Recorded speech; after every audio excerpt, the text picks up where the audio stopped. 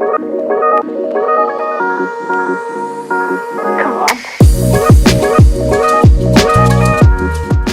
Panji Pragiwaksono, saya seorang pekarya, kebanyakan mengenali saya sebagai seorang komika atau stand up comedian. Saya juga ngajar stand up comedy, saya juga nulis film, menyutradarai film, kadang main film kalau diajak. Tapi sekarang ini lagi sibuk menjadi direktur utama atau CEO dari Comika, perusahaan yang bergerak di bidang stand up comedy.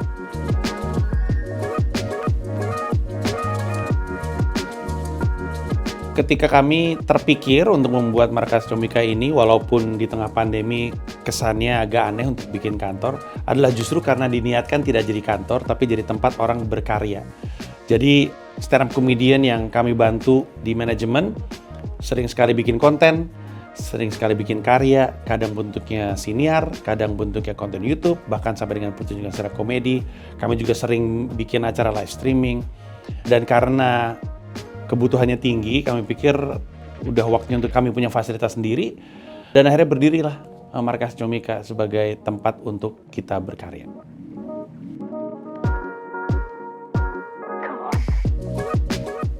Karena stand up comedian itu utamanya asetnya adalah suara, ya, apa yang diucapkan, apa yang dikatakan. Jadi akustiknya jadi pertimbangan penting, entah itu untuk ruang siniar ataupun untuk studio. Kami punya studio Comika Space itu PH. Itu didesain supaya akustiknya oke, karena kami nggak pengen terlalu gaung, tapi cukup oke untuk mantulin tawa. Karena stand up comedy itu kalau misalkan bikin pertunjukan, enaknya ketawanya juga kekurung, tanpa ketika kita ngomong tuh suaranya gaung. Nah itu kan spesifikasi yang cukup unik gitu, mungkin cukup jadi tantangan tersendiri. Jadi itu utamanya. Di luar secara estetika juga pengen bagus. Karena saya selalu bilang, pengennya sih di mana-mana orang bisa bikin konten. Jadi diarahin kemanapun tuh kamera itu bisa. Sehingga secara estetika keseluruhannya ya, markas Comika itu harus kelihatan oke ketika ditangkap kamera.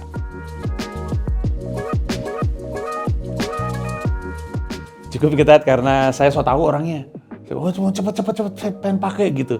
Cukup ketat, dan bahkan dalam prosesnya saya beberapa kali datang di sini tuh progresnya udah cukup jauh gitu. Saya tinggal seminggu, 2 minggu udah mulai kerasa gitu. Jadi sebenarnya relatif cepat. Kayaknya ya, saya nggak pernah ngebangun banyak hal, tapi dari sayanya sendiri sih saya bisa ngeraba ini kebutuhannya cukup cepat.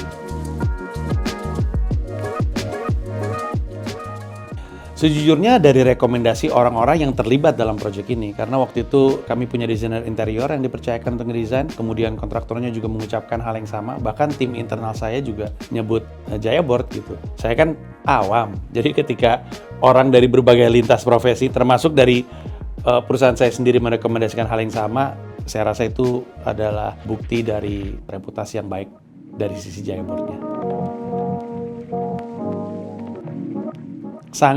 Sangat puas, sangat senang, belum terasa ada kendala, semoga nggak ada kendala.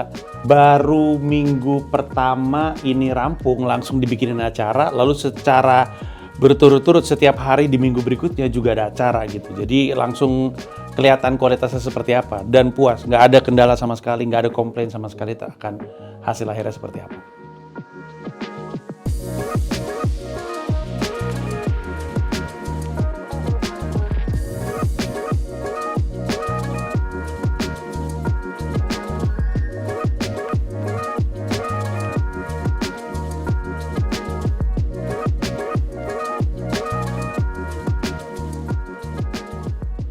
Sangat saya rekomendasi. Menurut saya aneh kalau ada yang nggak mau pakai Jaya Board. Tapi karena saya cuma bisa berangkat dari pengalaman pribadi, markas Comika ini menggunakan Jaya Board, dan saya senang, saya merasakan manfaatnya. Ya tentu ketika orang nanya, saya akan merekomendasikan Jaya Board. Tapi saya tetap ngerasa kalau Anda nggak pakai Jaya Board, aneh Anda. Ngapain Anda? Nggak jelas Anda. Terima kasih untuk Jaya Board atas bantuannya, sukses terus. Saya cukup yakin, bukan hanya saya, tapi ada banyak sekali orang yang berkarya di Indonesia yang bisa mendapatkan bantuan, mendapatkan dukungan, dan mendapatkan manfaat dari apapun yang Jaya Board bisa siapkan.